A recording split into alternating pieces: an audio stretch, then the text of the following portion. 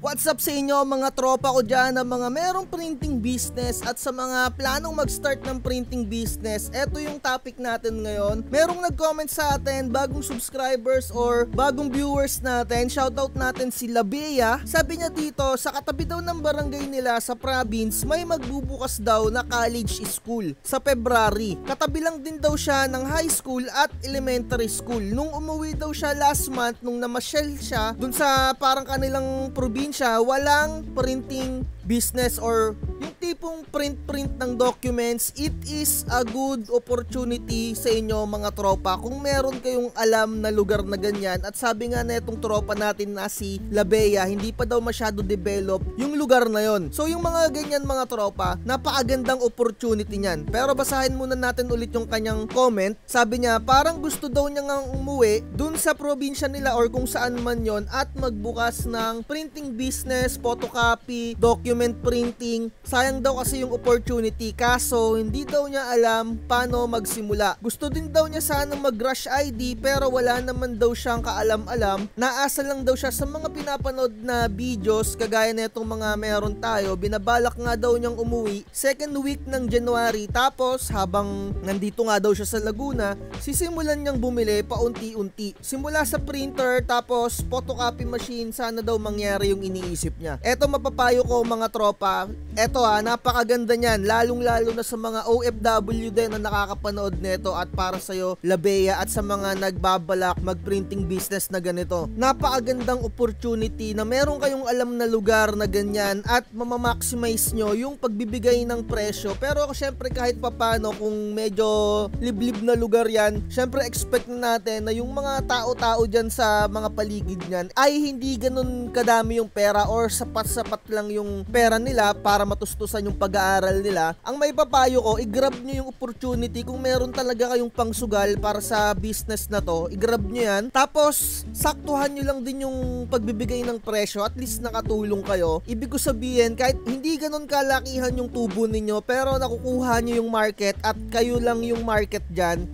napakagandang opportunity nya, no? Yung tipong, halimbawa, magpapaprint sa'yo. Sabihin mo na 4 na piso isang print. Huwag mo nang gawing 5 piso na which is para sa akin, ayun yung pinaka-standard 5 piso. Mga tropa, yung presyo ng 5 piso isang print, ilang taon ng presyo yan mga tropa. Kaya yung iba nagtataka ako, bakit 3 piso pa yung print sa kanila, napakamura or piso print. Mga tropa, yung fishball nagmahal na. Ang gusto ko lang i-point out dito, dyan sa province kung saan ka man magtatayo, kahit 4 na piso isang print, makataon na yon mga tropa. Pero pwede rin naman na gawin mong 5 piso isang print, it is a good thing pa rin, diba?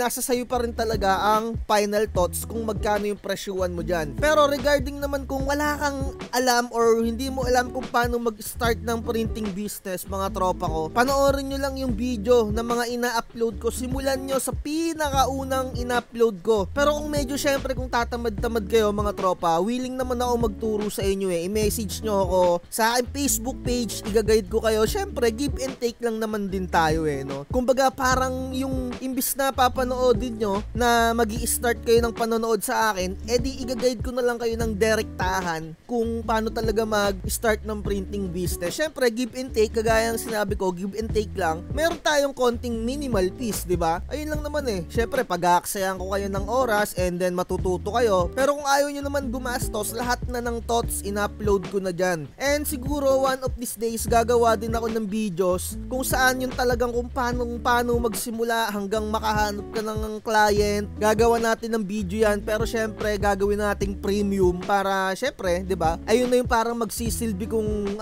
seminar or webinar dito sa channel natin. Pasensya na mga tropa kung hindi ako maagawa pa ng webinar na nare-request nyo, no? Hindi ko alam pa masyado kung paano ko simulan.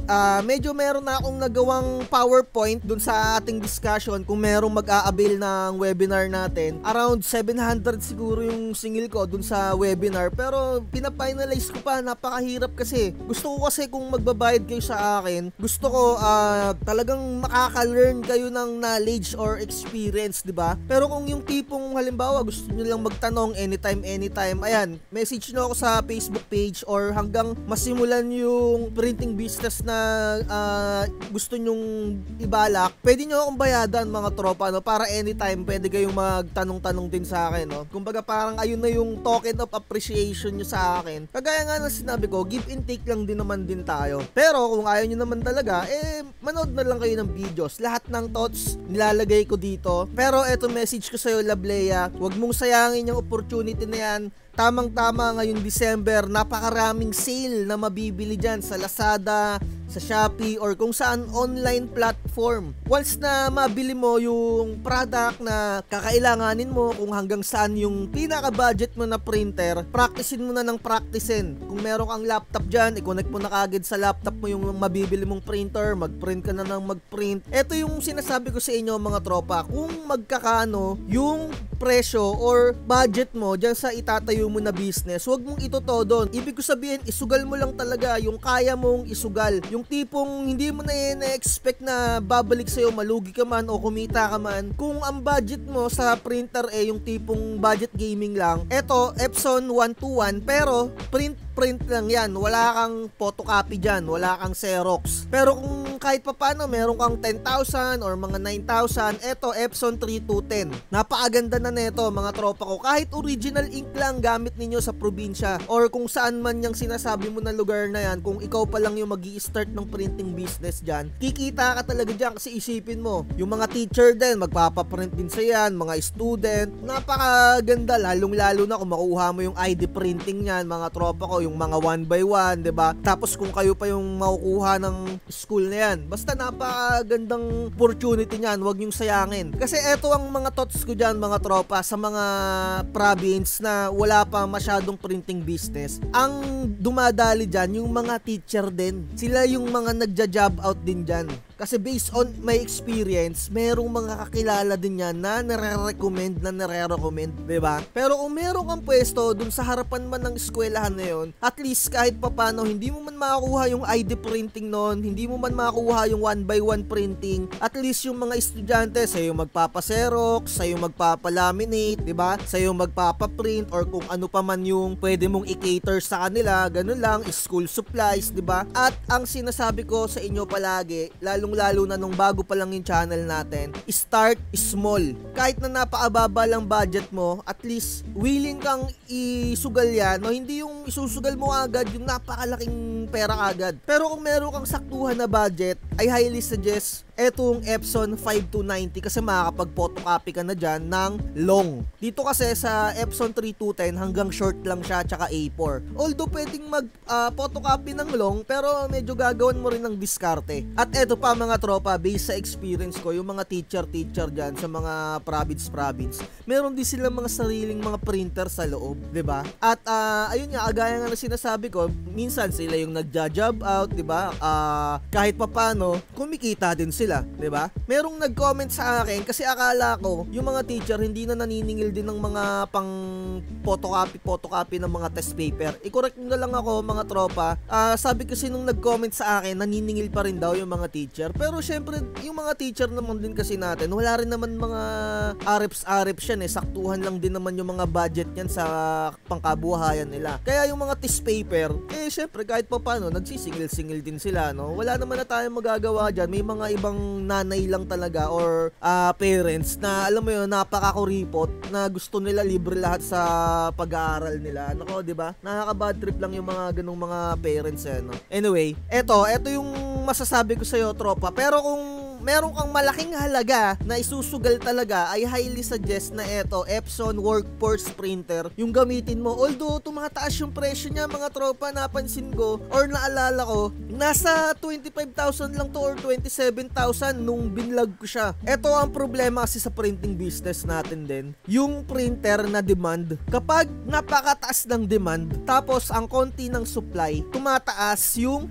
value. Eto, 30,000 na siya. Naalala ko around 25 or 27 lang siya before. Dumadami na nga kasi yung mga nakaka-discover din dito sa workforce printer. Napakabilis kasi na itong mag-print. And 3-in-1 printer na to. Meron na itong photocopy, Xerox, scan. Ayun lang talaga yung maipapayo ko mga tropa sa mga nagbabalak na mag-printing business, lalong-lalo na sa mga walang idea. Kung ayaw nyong gumastos, manood lang kayo ng videos natin, or kung gusto nyong magpa-support sa akin, message nyo lang ako.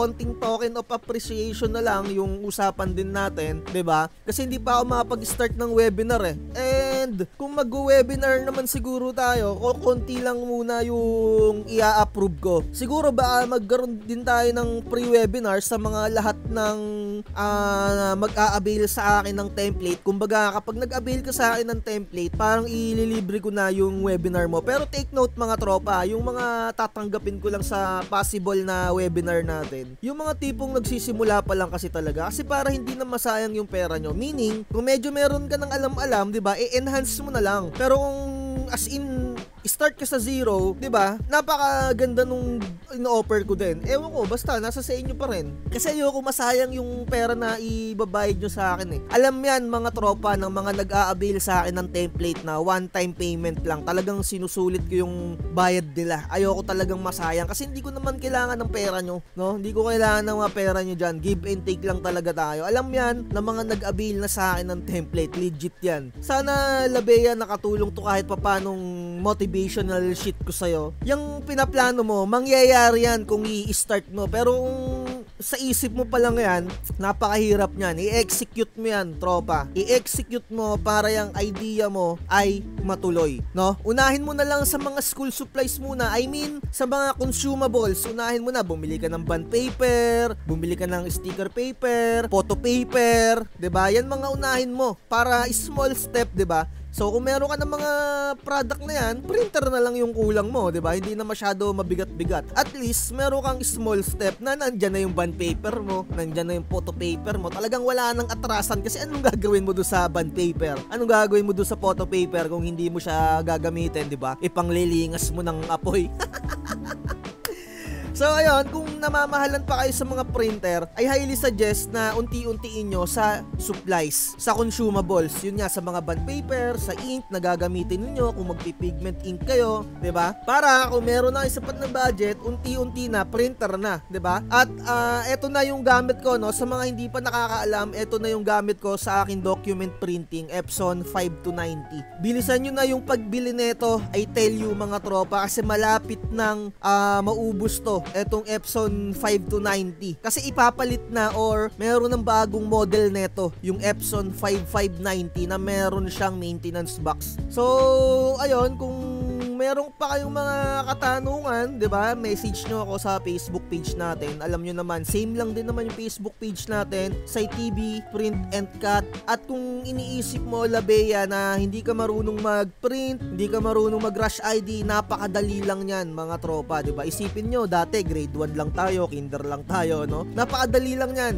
Mapagpa-practicean 'yan. Although sa una, medyo mahihirapan ka or medyo failed yung pangit yung magiging output mo, syempre sa mga crafting. Huwag kayong mainggit mga tropa sa mga nakikita nyo online na napakaganda ng product nila, kasi ang nakikita nyo lang yung pinaka-output nila, hindi nyo nakita yung paghihirap nila kung papaano nila na perfect yung product na kinikater nila. Huwag kayong mag-cater ng mga product na hindi nyo pa nape-perfect. Talagang huwag kayong manghinayang sa mga product or sa mga consumables na nasasayang sa inyo. Diyan nyo makukuha yung mga experience talaga. Kumbaga, charge to experience kung nagkamali kayo. So, siguro dito na lang natin tapusin tong vlogs natin. Sa mga makakakuha ng 13th month bonus, 'di ba? Now is the time na sumugal kayo dito sa printing. Pero syempre, wag nyong itodo. Magtira pa rin kayo para sa pamilya nyo or pang mga gimmick nyo. Sa mga gusto mag-avail ng templates natin, one-time payment, lahat ng template na naisip nyo nandun na, mga tropa. Like, share, and subscribe. At lagi ko sinasabi, huwag magpapauto. Bye-bye. Hindi lahat ay tunay sa mata. Pag may makikilat, panahon ang magtuturo. Makikitang puso'y dinaan sa promo. Huwag kang magpapauto, mag-isip ka sa pilian. Sa laro ng buhay, dama ang tampuhan. Hindi lahat ng nagpa-hype siguradong totoo. Sariling landas, hanap mo sa mundo.